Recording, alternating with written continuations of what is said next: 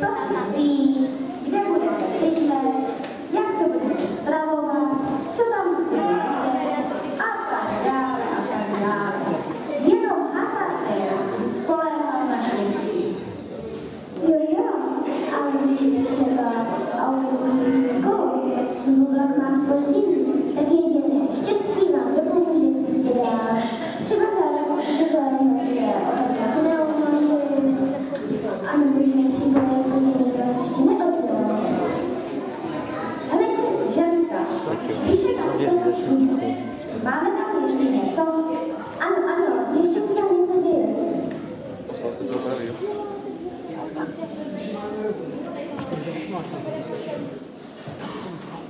A teď je...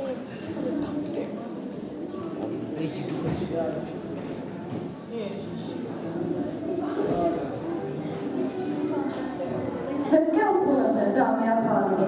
Přínesená a si pro vás přichystala přehlídku života. Dnešní vystoupení vás budou provázet Denča a Denča, Denisa Starostová a Denisa Náborníková.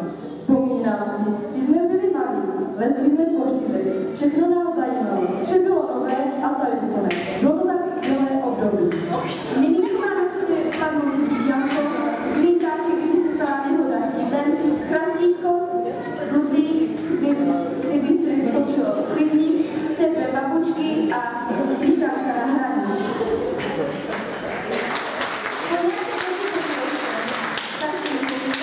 Chodí vykreslovat o malovánka a ani se nenadějeme a je před námi mateřská školka. Přichází model zastupující mateřskou školu.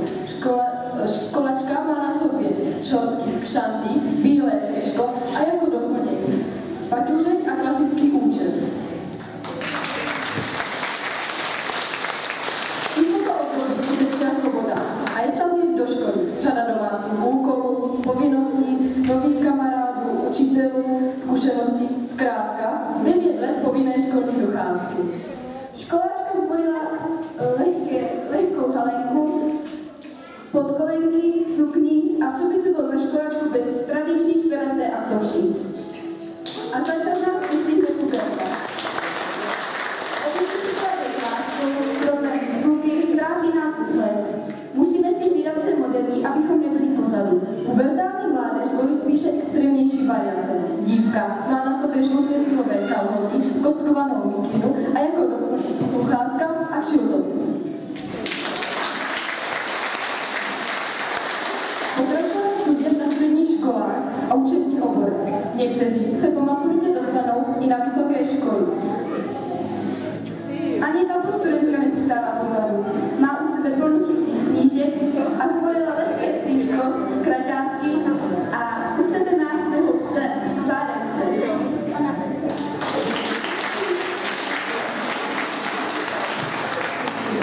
Po určité době se ze studentů a studentek starou muži a ženy a založí rodinu. Právě přichází rodiče, již modely jsou velmi maminka má na sobě